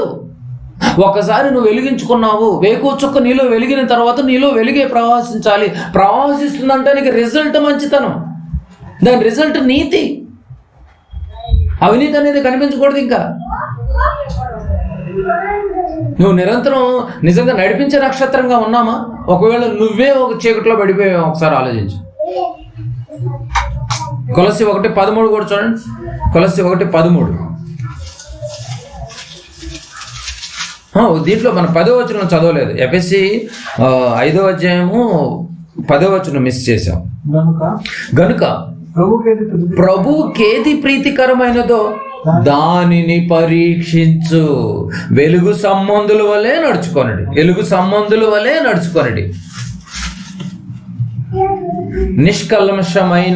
నిష్ఫలమైన అంధకార క్రియలలో పాలివారై ఉండక వాటిని ఖండించుడి. ఉందండి, ఖండిస్తున్నామండి. ఏమండి ఖండిస్తున్నాం? అసలు దేవుడు చూసుకుంటాడులేండి మనకెందుకు అంటాం. ఇది ఒక పెద్ద పాపం, తెలియకుండానే పాపం చేస్తాడు. దేవుడు చూసుకుంటాడా? నిన్నేం చెప్పి నిన్ను చూసుకోవడానికి సెలెక్ట్ చేసుకుంది. ఇప్పుడు యెరూషలేము దేవాలయానికి వచ్చేసరికి వ్యాపారాలు జరుగుతుంటే పావురాలు అమ్ముకుంటుంటే కొరడాలు పేనేడా దేవుడు చూసుకుంటాడు అన్నాడా? బల్లలు పడదోసాడా దేవుడు చూసుకుంటాడు అన్నాడా? మరి నువ్వేం చేయటానికి? తప్పు దిద్దుటకును, ఖండించుటకును, బుద్ధి చెప్పుటకును నిన్ను సెలెక్ట్ చేసుకుంటే నువ్వు కూర్చోటానిక? ఖండించుడి, వాళ్ళు పాలివారోజు ఉండకండి, ఎందుకంటే మిమ్మల్ని నాశనం చేసేస్తారు. ఎంత నాశనం అంటే చీకటిలో తీసుకెళ్తారు. చీకటికి అధిపతి ఎవరు? దెయ్యం, అపవాది, సాతాను. వాడు వశంలోనికి వెళ్ళిపోతారు. అందుకని అంధకారం నుండి విడుదల చేశాడు, అంధకారం నుంచి విడుదల చేశాడు. రిలీజ్ అయిన తర్వాత మళ్ళీ జైలుకి వెళ్తానంటే నాకు అర్థం కాదు. రిలీజ్ అయిన తర్వాత ఎవరన్నా ఒక్కసారి జైలుకి వెళ్ళి వచ్చిన తర్వాత మళ్ళీ వాడు జైలుకి వెళ్ళకూడదని ఎంతమందికి నీతి పాఠాలు చెప్తాడు తెలుసా? మ్యాక్సిమం అందరూ. మూర్ఖుడు అంటే వాడు అలవాటు అయిపోతాడు కాబట్టి, కొంతమంది అయితే జైల్లో ఉంటేనే మాకు 3 పూటలు దొరుకుతుందిలేండి అనేది వేరే విషయం. పాపం భుక్తి సరిగా గడవనటువంటి వాళ్ళు. అలాగే చీకట్లో ఉన్నటువంటి వాళ్ళు వెలుగులోనికి రావటం అంటే, బందీ గృహంలో నుంచి వెలుగులోనికి రావటం అంటే అది మహాభాగ్యం అండి. వచ్చిన తర్వాత మళ్ళీ మనం వెలుగులోనే నడవాలి. ఆ వెలుగులో నడవటం అంటే ఏదో కాదు, భయభక్తులు కలిగి ఉంటేనే నీకు నీతి సూర్యుడు కనెక్ట్ అవుతాడు. మంచి, నీతి, సమాధానము, ఆత్మఫలాలు, ఈ వీటిలో నువ్వు ఏది లేకపోయినా ఆటోమేటిక్ ఏమైపోయినట్టు? నువ్వు ఆదివారం బైబిల్ పట్టుకునే వెళుతావు కానీ నువ్వు చీకట్లో ఉన్నట్టే. ప్రతిరోజు ప్రార్థన చేసుకుంటూ ఉంటావు కానీ నువ్వు చీకట్లో ఉన్నట్టే. కనుక బాగా గమనించాలి. నక్షత్రం నడిపించింది ఆ రోజు. నక్షత్రం నడిపించింది. నక్షత్రం వాళ్ళు నడిపించిందా లేదా? మత్తయి సువార్తలో చదివినటువంటి భాగంలో, వాక్య భాగంలో మత్తయి సువార్తలో వాళ్ళని నడిపించిందా లేదా? నడిపించింది, చేర్చింది. నడిపించి చేర్చింది. మర్చిపోవద్దు ఈ విషయాన్ని. చేర్చింది, ఫినిష్ అయిపోయింది అక్కడికి. చూడండి ఒకసారి మత్తయి సువార్త 2వ అధ్యాయం. మత్తయి సువార్త 2వ అధ్యాయము. మత్తయి సువార్త 2వ అధ్యాయము. మత్తయి సువార్త 2వ అధ్యాయము. బాగా వినాలి, వెళ్ళిపోతారు కానీ. మత్తయి సువార్త 2వ అధ్యాయము 9-10 వచనాలు. 9-10 వచనాలు చాలా జాగ్రత్తగా వినాలి. వారు రాజు మాట విని బయలుదేరి పోవచుండగా, ఇదిగో తూర్పు దేశమున వారు చూసిన నక్షత్రము. చూశారండి నక్షత్రాన్ని? చూసిన నక్షత్రము ఆ శిశువు ఉండిన చోటికి మీదుగా వచ్చి నిలిచే వరకు వారికి ముందుగా నడుస్తుంది. కరెక్ట్గా యేసుప్రభు, బాలుడైన యేసుప్రభు ఎక్కడున్నారో అక్కడికి వచ్చి ఆగిపోయిందంట. ఆగింది. 10వ వచనం చూడండి. వారు ఆ నక్షత్రమును చూచి అత్యానంద భరితులై ఇంటిలోనికి వెళ్ళి, డెడ్ ఎండ్ అయిపోయింది, గమ్యాన్ని చేర్చేసింది, క్లోజ్ అయిపోయింది, ఫినిష్ అయిపోయింది, చూశారు. అత్యానంద భరితులై అనంద. ఇక్కడ అత్యానంద భరితులై అంటే వారు చేరిన తర్వాత ఆనంద భరితులైపోయారు. ఆ రోజు వర్క్ చేసేసింది.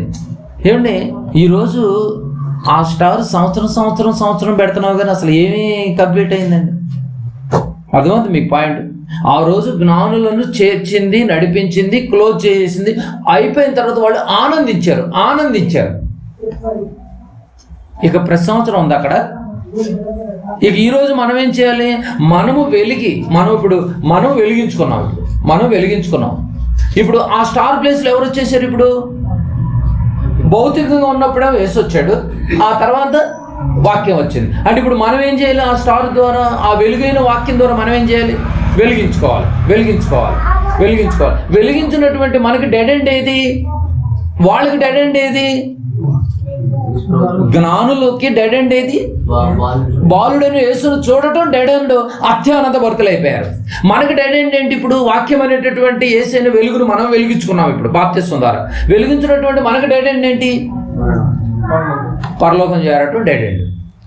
అక్కడే కదండి మనకు ఆనందం కానీ, చింత కానీ, బాధ కానీ, ఆకలి కానీ, దప్పులు కానీ, ఎండ కానీ, వేడి కానీ, సూర్యుని ఎండని కానీ తగలదు అన్నాడు. అక్కడ ఆనందం. అక్కడికి వెళ్ళేంత వరకు కూడా మనకి స్టార్గా నడిపిస్తుంది వాక్య రూపంలో ఉన్నటువంటి ఆ వెలుగే మనల్ని అక్కడికి చేర్చి ఆనందభరితులుగా చేస్తుంది. అసలు వీళ్ళు పెట్టిన దానికి, బైబిల్ చెప్పిన దానికి ఏమైనా సంబంధం ఉందా? ఇక ఎవ్రీ ఇయర్ నువ్వు ఇలా స్టార్ పెట్టుకుని నువ్వు ఎవరిని ఆనందపరుద్దామని ఎక్కడ చేర్చావు నువ్వు? అసలు చెప్పిన బైబిల్ మాటకి దీని అర్థానికి ఏమైనా సంబంధం ఉందండి? మీరు చెప్పండి. మళ్ళీ నెక్స్ట్ ఇయర్ రాగానే మళ్ళీ కర్రలు కట్టేసేసేసి మళ్ళీ లైటింగ్లు పెట్టి చేస్తా. ఏం చేర్చావు నువ్వు? ఏం నడిపించావు? ఏం వెలిగించావు? చీకట్లో ఉన్నటువంటి వారిని వెలుగులోనికి నడిపించమని చెప్పేసి అందరిని పిలుస్తుంటే భక్తుల్ని, బందీ గృహాలుగా మారిపోతే అందరినీ నువ్వు విడిపించాలని జీవవాక్యాన్ని చేత పట్టుకుని నువ్వు బయటికి రమ్మని చెప్పి నిన్ను పిలుస్తుంటే నువ్వేం చేపిస్తున్నావు? క్రైస్తవుడా, నువ్వు నడిపించే నక్షత్రానివేనా? దేవుని వైపు నడిపించే నక్షత్రమేనా? లేకపోతే ఆకాశ వస్తువు అనేటువంటి వస్తువు వైపు నడిపిస్తున్నావా? నువ్వు హృదయాలు మార్చేటటువంటి రీతిగా నడిపిస్తున్నావా? లేకపోతే శరీర సంబంధమైనటువంటి ఊరకే ఉప్పొంగేటటువంటి కార్యక్రమాలకు నడిపిస్తున్నావా? నువ్వు ఏ స్టారు? నువ్వు ఏ నక్షత్రానివి? ఏ తేజో నక్షత్రానికి కనెక్ట్ అయ్యావు నువ్వు? అదే చెప్తున్నాడండి. మనము వెలుగు అనేక మందిని వెలిగించి ఏమండి తండ్రి ఆనందపరిచే రీతిగా మనం కనెక్ట్ చేయాలట. తండ్రి ఆనందపరిచేటటువంటి రీతిగా మనం కనెక్ట్ చేయాలట. చేస్తున్నామా చెప్పండి. రోమిలకు రాసినటువంటి పత్రిక 13వ అధ్యాయము. రోమిలకు రాసినటువంటి పత్రిక అర్థమవుతుంది కదండి. జ్ఞానులను ఆ రోజు చేర్చిన తర్వాత వాళ్ళు చేసిన పని ఏంటి? అత్యానంత భరితులే. ఆ విషయం మనకెందుకు తెలియజేస్తున్నాడంటే, ఆ స్టార్ ప్లేస్లో నా కుమారుడు వచ్చాడు. ఆయన ఆ రోజు భౌతికంగా 33 సంవత్సరాలు ముగించుకున్న తర్వాత వాక్య రూపంలో వెలుగుగా ఉన్నాడు. ఆ వెలుగును మీరు హృదయాల్లో వెలిగించుకోండి. దాన్ని నిర్లక్ష్యం చేయకండి. అంధకార క్రియలను వదిలేయండి. మళ్ళీ ఈ క్రియలను జాగ్రత్తగా మీరు కొనసాగిస్తే నా కుమారుడు నేను మళ్ళీ పంపిస్తాను. మళ్ళీ పంపించిన తర్వాత నా దగ్గరకు వచ్చిన రోజు మీకు డెడ్ ఎండ్. అప్పటి వరకు మీకు దిక్చూసిగా నడిపించింది ఎవరు? మనకు కూడా స్టారే. ఏ స్టారు? యేసు అనే స్టార్.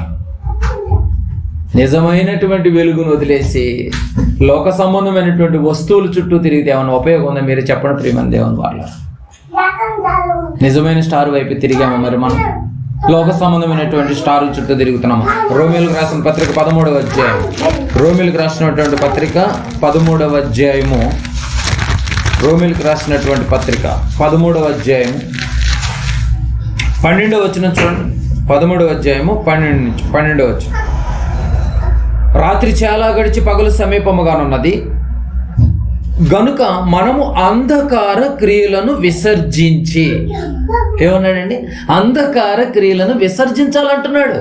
విసర్జించి తేజో సంబంధమైన యుద్ధోపకరణములను ధరించుకొందుము. అల్లరితో కూడిన ఆటపాటలనైనను మత్తైనను లేకయు, కామ విలాసములనైనను పోకిరి చేష్టలైనను లేకయు, కలహములైనను మత్సరములైనను లేకయు, పగటి యందు నడుచుకొనినట్లు మర్యాదగా నడుచుకొందుము. ఏమి నిజం చెప్పండి. సంఘాల్లో జరుగుతున్నటువంటి యుద్ధం అంతా ఇదే. ఇలాంటి యుద్ధంలో పాలి బాగొచ్చినటువంటి వాళ్ళందరూ దేనిలో ఉన్నట్టు? అంధకార సంబంధమైన క్రియల్లో ఉన్నట్టు. సంఘంలో ఉన్నాయి. మీరు చూడండి ఏమండి 13వ వచనం. అల్లరితో కూడిన ఆటపాటలు ఉన్నాయా లేవో మీరు చెప్పండి. పైన అంధకార క్రియలు అన్నారు. ఏంటయ్యా అంధకార క్రియలు అంటే కింద లిస్ట్ ఇస్తున్నాడు. అల్లరితో కూడిన ఆటపాటలు. ప్రతి సంఘాల్లో జరుగుతున్నదంతా ఈ అల్లరితో కూడిన ఆటపాటలు. ఇవన్నీ అంధకార క్రియలు. అల్లరితో కూడిన ఆటపాటలు. మత్తైనను లేక అంటే అందరూ మత్తులో ఉంటారు. ఆదివారం మందిరానికి వెళ్తారు సంఘానికి. ఆ సంఘం నుంచి బయటికి రాగానే మత్తులు అయిపోతారు. ఇంకా ఈ క్రిస్మస్కి అయితే ఇంకా ఎక్కువ మత్తు. అన్ని పండుగల కన్నా బాగా సేల్ అయ్యేటటువంటి ఏదైనా ఉందా అని అంటే క్రిస్మస్కేనంట. మందు మత్తులు అయిపోతారంట. మత్తైనను కామ విలాసములైనను పోకిరి చేష్టలైన లేకయు, కలహాలు మత్సరాలు అన్ని గొడవలాగానే ఉన్నాయండి ఈరోజు సంఘాలు. పోలీస్ డిపార్ట్మెంట్లు పెట్టి సంఘాలు నడిపించేటువంటి వాళ్ళ సంఘాలు కూడా ఉన్నాయి నాకు తెలిసి. చాలా మందిలో ఆ సంఘం ఆరాధన అయ్యేంత వరకు డిపార్ట్మెంట్ వాళ్ళు బయట ఉంటారు. గొడవలు లేకోకుండా కలహాలు, నాది నాది నాది, డబ్బుల వల్ల ప్రాబ్లమ్స్, మందిరాల వల్ల ప్రాబ్లమ్స్, స్థలాలు కాడ ప్రాబ్లమ్స్, మందిరం మా సైడ్ ఉందని మీ సైడ్ ఉందని, సేవకుడు మావాడని మీవాడని కలహాలు. ఇవన్నీ అంధకార క్రియలు. అసలైన వెలుగును వదిలేశారండి. మీకు అర్థమైంది లేదు మీకు పాయింట్. నిజమైన స్టార్ ఎప్పుడో వదిలేశారు. డమ్మీ స్టార్ చుట్టూ తిరుగుతున్నారు. తిరుగుతూ మేము నెల నుంచి సెమీ క్రిస్మస్, ఆ క్రిస్మస్, ఈ క్రిస్మస్ చెప్పుకుంటూ ఈ వీళ్ళందరినీ అంధకార క్రియల్లో ముంచేసేసారు. ఇలాంటి సిచ్యువేషన్ బట్టి నువ్వేం చేయాలి? జీవవాక్యాన్ని చేత పట్టుకుని జ్యోతుల వలె ఎవరు అనేకులను తండ్రి వైపు తిప్పుతారో, ఎవరు అనేకులను నిజమైన స్టార్ వైపు తిప్పుతారో వాళ్ళంట ఆఫ్టర్ డెత్ కూడా నిరంతరము ప్రకాశిస్తారు. వాళ్ళకి చావులేదు, వాళ్ళకి చావులేదు. హృదయంలో నుండి వచ్చే ప్రతి అంధకార క్రియలే వీటిని విసర్జించాలి. కనుక ఈ చీకటి ప్రపంచంలో మనల్ని నక్షత్రాలుగా చూడాలనుకుంటున్నాడు. మరి వెలుగుతావా? నువ్వు నిజమైన వెలిగించుకుని నువ్వు వెలుగుగా మారగలవా? నిజమైన వెలుగును వెలిగించుకోమన్నట్టున్నాడు. ఇదేమీ చేయకోకుండా నువ్వెన్ని క్రిస్మస్లు చేసుకున్నా, నువ్వెన్ని స్టార్లు పెట్టినా కూడా ఉపయోగం లేదు. ఎన్ని కేకులు కట్ చేసుకున్నా ఉపయోగం లేదు. హృదయాన్ని కడుక్కోకుండా ఇంటికి ఎన్నిసార్లు నువ్వు పెయింటింగ్ మార్చినా ఉపయోగం లేదు. వాళ్ళు అన్నాడు, సున్నము కొట్టిన సమాధుల వలె ఉండక. అంతే, పైన సున్నం కొడతారు, లోపల ఏముంటది? సమాధి. ఎలా ఉంటుందండి? పైన అసలు తెల్లటి సున్నం ఉంటుంది, దండలు, అసలు లైటింగ్ అంతా ఉంటుంది. తొవ్వి చూస్తే లోపల కంపు కొట్టేస్తాయి. మానవ హృదయాలు, క్రైస్తవ హృదయాలు కూడా అలాగే ఉన్నాయంట. పైకి సున్నం కొట్టిన సమాధుల వల్లే ఉన్నారంట, లోపలేమో కంపు కొడుతున్నారంట.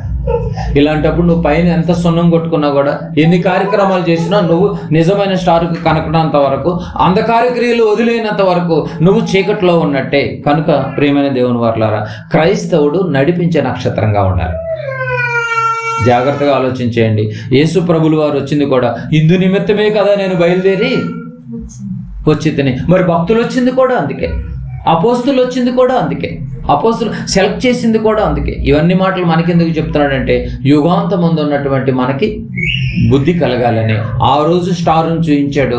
ఆ రోజు స్టార్ ప్లేస్లో ఎవరు వచ్చేసారు? యేసు ప్రభువు వారు వచ్చారు. ఆ రోజు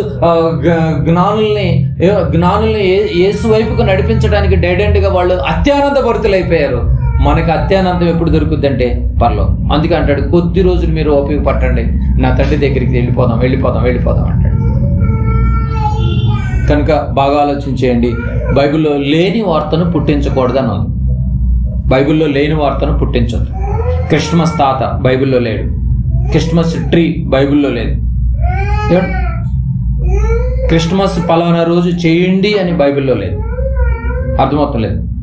ఇగో చిన్న పిల్లల చేత స్కిట్స్, యూత్ చేత స్కిట్స్ వేయించమని బైబిల్లో లేదు. అవన్నీ అల్లరితో కూడినటువంటి ఆటపాటలు. లేని వార్తను పుట్టించొద్దు అని చెప్పాడు బైబిల్. ఎవరో ఏదో చెప్పారని దయచేసి మీరు నమ్మక. ప్రకటన గ్రంథంలో మీరు ఒక చివరిగా ఒక మాట చూడండి. ప్రకటన గ్రంథాన్ని ముగించేటప్పుడు దేవుడు ఒక మంచి స్టేట్మెంట్ ఇచ్చాడు. ఫైనల్గా ఒక వార్నింగ్ ఇచ్చాడు. ఏంటో వార్నింగ్ అంటే 18వ వచనం, 22వ అధ్యాయం 18వ వచనం చూడండి. బాగా గమనించాలి మీరు. ఎందుకంటే నీ కళ్ళ ముందు అంధకార క్రియలను కనిపిస్తే ఏం చేయాలన్నాడు? ఖండించాలన్నాడు. నోరు మూసుకుని కూర్చోమని చెప్పలేదు. బుద్ధి చెప్పాలని. బుద్ధిమంతుడైతే ఖండిస్తాడు, బుద్ధి లేనివాడైతే సహకరిస్తాడు. లేని వార్తను పుట్టించకూడదు అన్నాడు. ఎక్కడ? 23:1 ఉంటుంది. నిర్గమకాండం రాసుకోండి తర్వాత. లేని వార్తను పుట్టించకూడదు. పుట్టిస్తే ఏమవుతుంది అంటారా? అదే ఇక మీరు ఇప్పటి వరకు విన్నటువంటిది. లోక సంబంధమైన స్టార్ వైపు తిప్పారు తప్ప నిజమైన స్టార్ వైపు క్రైస్తవ సేవకులు తిప్పలేకపోయారు, విశ్వాసులు కూడా తిప్పలేకపోయారు. తిప్పేటటువంటి బైబిల్ని మాత్రం కనుమరుగు చేశారు. అలాంటి వాళ్ళకి దేవుడిచ్చే స్టేట్మెంట్ ఏంటో తెలుసా? 18వ వచనం, ఈ గ్రంథమందున్న ప్రవచన వాక్యములను విని ప్రతి వానికి నేను సాక్ష్యం ఇచ్చినది ఏమనగా. ఎవడైనను పదం పెట్టాడు చూడండి. వాడు బిషప్ కావచ్చు, పోపు కావచ్చు, ఆర్చ్ బిషప్ కావచ్చు, సంఘ పెద్దలు కావచ్చు, పెద్ద మినిస్ట్రీ నడిపించేవాడు కావచ్చు, కోట్ వేసుకున్నవాడు కావచ్చు, సైకిల్ మీద తిరిగేవాడు కావచ్చు, పెద్ద పెద్ద బిల్డింగుల్లో నడిపించేవాడు కావచ్చు ఆరాధనలు. కానీ ఎవడైనను వీటితో మరి ఏదైనాను కలిపిన ఎడల ఈ గ్రంథములో రాయబడిన తెగుళ్ళు దేవుడు వానికి కలుగు చేయను. స్టేట్మెంట్ చూడలేదు నువ్వు? స్టేట్మెంట్ చూడలేదా? అంత పెద్ద కోట్ వేసుకునే స్టేట్మెంట్ చూస్తలేదు. లేని వార్తను పుట్టించొద్దని నిర్గమకాండం 23:1 ఉంటుంది, చదువుకోండి. లేని వార్తను పుట్టించొద్దు. ఎందుకు పుట్టించావు నువ్వు? సంవత్సరం కొత్త లేని వార్తలు ఎందుకు పుడుతున్నాయి? నువ్వు చెప్తేనే పుట్టేది. శాపాన్ని కొని తెచ్చుకుంటావా? లేని వార్తను కలిపారండి. ఇప్పుడు కలిపితే ఏమవుతుందంట? ఈ గ్రంథములో ఉన్న తెగుళ్ళు, బైబిల్లో ఆదికాండం నుంచి ఎన్నో తెగుళ్ళు కనపడతాయి. మీరు ఒక లిస్ట్ అవుట్ చేయండి. రోజు చదివే వాళ్ళకి తెలుస్తేలేండి, చదవని వాళ్ళకి తెలియదు ఈ తెగుళ్ళు ఏంటి. ఫరో దగ్గరికి వెళ్తే తెగుళ్ళు బయటపడతాయి కొన్ని. అర్థమవుతుంది లేదు? ఎంత పెద్ద తెగుళ్ళు అంటే భయంకరమైనటువంటి తెగుళ్ళు. ఒళ్ళంతా పట్టడమే లొకలాడుతూ ఉంటాయి పురుగులు, ఎన్నో తెగుళ్ళు. రైట్. అయితే 19వ వచనం, ఎవడైనా కావచ్చు ఈ ప్రవచన గ్రంథం ఉన్న వాక్యములలో ఏదైనా తీసివేసిన ఎడల, చూసారండి, ఏదైనా తీసివేసిన ఎడల దేవుడు ఈ గ్రంథములో రాయబడిన జీవవృక్షములోని పరిశుద్ధ పట్టణములోను వానికి పాలు లేకుండా చేయును. ఆలోచించండి. తీసేసినా ప్రాబ్లమే. తీసేస్తేనేమో పరలోక పట్టణంలో నువ్వు పాలుబాగు షేర్ లేదు, నీకు నరకంలో షేర్ ఉంది. లేదు నేను కలిపేవంటే తెగుళ్ళు వస్తాయి. నేను వదులుతాడు అనుకుంటున్నావా? ఇంకా మార్క్స్ వార్తలో ఉంటుంది, వాళ్ళు మనుషుల పెద్దల పారంపర్య ఆచరణలు గైకొనొచ్చు బొత్తిగా వాక్యాన్ని నిరాకరించారంట. బొత్తిగా తీసేశారంటండి. నిజంగా బొత్తిగా విలువ లేకుండా పోయింది ఈరోజు వాక్యానికి. ఆచారాలకు విలువ ఉంది, పద్ధతులకు విలువ ఉంది, ఇంకా స్టార్లకు విలువ ఉంది, క్రిస్మస్ ట్రీకి ఉంది, క్రిస్మస్ తాతలు ఎక్కువైపోయారండి బాబు. అందరికి విలువ ఉంది, కానీ దేనికి విలువ లేదు? వాక్యానికి, గ్రంథానికి విలువ లేకుండా చేసింది ఇదిగో వీళ్ళే. ఇలాంటి వాళ్ళని నువ్వు ఏరాలి. రైతు పొలములో కలుపు ఎదుగుతుండగా ఏరకోకుండా ఉంటే పంటకి ఎంత నష్టమో, క్రైస్తవుడిగా నువ్వు కళ్ళ ముందు కనిపిస్తూ ఉంటే, అది నీ కుటుంబంలో కావచ్చు, నీ సంఘంలో కావచ్చు, నీ బంధువుల్లో కావచ్చు, ఎక్కడైనా ఒక తప్పు జరుగుతున్నప్పుడు ఆ కలుపు మొక్కను నువ్వు పేకపోతే అంతే నష్టం జరుగుద్ది. రేపు పంట చేతికి రాదు యజమానుడికి. బాగా ఆలోచించేయండి. నువ్వు నిజమైన స్టార్గా ఉండాలి, నడిపించే స్టార్గా ఉండాలి. క్రైస్తవుడా, నువ్వు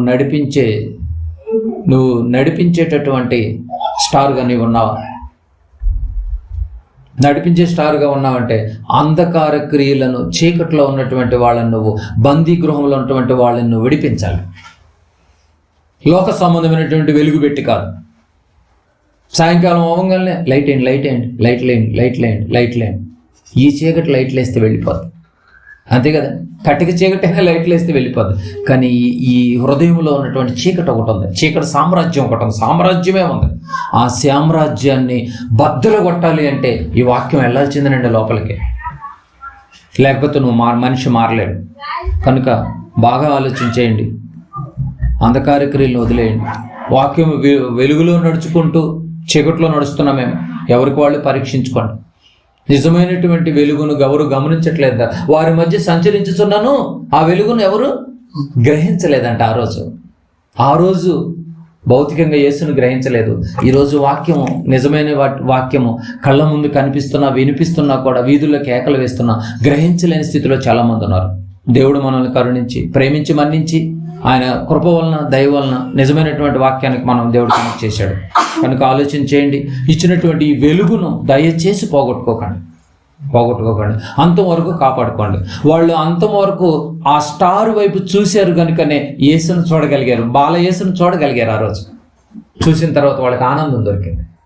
మనం కూడా మన జీవితాంతం వరకు కూడా మనం ఈ యొక్క స్టార్ అయినటువంటి వాక్యం అనేటువంటి వెలుగును మనం చూస్తేనే దిక్చూసిగా మనకు పరలోకానికి మార్గంగా చూపిస్తాం. అందుకే నేనే మార్గం అన్నాడు. ఆ మార్గమైనటువంటి వాక్యం అనే యేసును మాత్రం దయచేసి వదులుకోక మనం వెలుగుతూ అనేక మందిని వెలిగిద్దాం. కళ్ళు మూసుకోండి, ప్రార్థన చేసుకుందాం. దయగలిగిన, ప్రేమ కలిగినటువంటి మా కన్న తండ్రి, మీ పాదాలకు వందనాలు చెల్లించుకున్నాం ప్రభా. ఇప్పటి వరకు మీరు మాతో తండ్రి, లోకం ఏ పరిస్థితిలో ఉంది, మేము ఏ పరిస్థితిలో ఉన్నామో మాకు గుర్తు చేసిన విధానాన్ని బట్టి వందనాలు తెలుసుకుంటున్నాం తండ్రి. ఒకనాడు జ్ఞానులను ఒక స్టార్ తను పని చేసుకుంటూ నిజంగా మీరు అప్పచెప్పినటువంటి పనిని కూడా చేసింది తండ్రి. నిజంగా మేము మా పనులు చేసుకోవటానికే కింద మీద అవుతున్నాం, మీ పనులు ఎప్పుడు చేయాలి తండ్రి. అందుకని అందరూ సొంత కార్యాలు చూసుకుంటూ మీ కార్యాలు ఎవరు చూడట్లేదని మీరు బాధపడినటువంటి దాఖలాలే ఎక్కువ ఉన్నాయి తండ్రి. వాటన్నిటిని మేము మీ ప్రియబిడలంగా మేము నిజంగా తండ్రి మీ వశములో మమ్మల్ని మీరు మాకు ఇచ్చినటువంటి అవకాశాన్ని మేము పారదోలుకోకుండా జాగ్రత్తగా మేము వెలుగుతూ అనేక మందిని వెలిగించేటటువంటి, మేము వెలుగుతూ మా కుటుంబాలను వెలిగించుకునేంత గొప్ప పరిస్థితులను మా కుటుంబాల్లో నెలకొంపచేయండి తండ్రి. ఇప్పటివరకు మీరు మాకు తోడుగా ఉండి ముందుండి నడిపించిన విధానాన్ని బట్టి వందనాలు చెల్లించుకుంటాం. భవిష్యత్తులోనైనా ఇంకా మీకోసం ఎన్నో విలువైనటువంటి కార్యక్రమాలు, విలువైనటువంటి బ్రతుకులు, విలువగా మీరు ఇచ్చినటువంటి వాక్యాన్ని, మీ అమూల్యమైనటువంటి వాక్యాలని హృదయాల్లో ఎప్పటికప్పుడు వెలిగించుకునేటటువంటి మహాకృపను ఇంకెక్కువగా ప్రసాదింపచేయండి. నిజంగా వాళ్ళు అత్యానంత భరితులు అయ్యారు తండ్రి.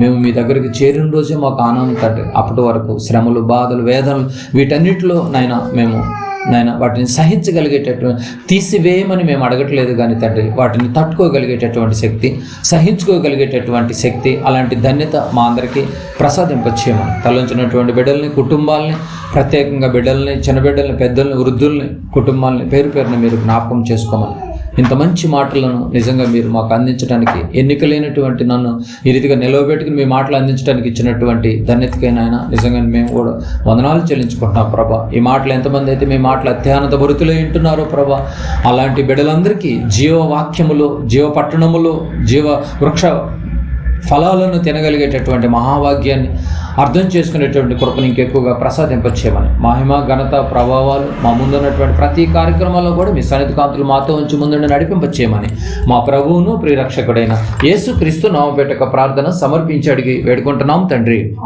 ఆమేన్. మనందరి తండ్రి అయినటువంటి దేవుని ప్రేమ, కుమారుడైనటువంటి యేసుక్రీస్తు కృప, పరిశుద్ధాత్మ దేవుని యొక్క నిత్య సహవాసం మనకును లోకమున్నటువంటి సకల పరిశుద్ధులకును సదాకాలము తోడేయండి, నడిపించును గాక. ఆమేన్.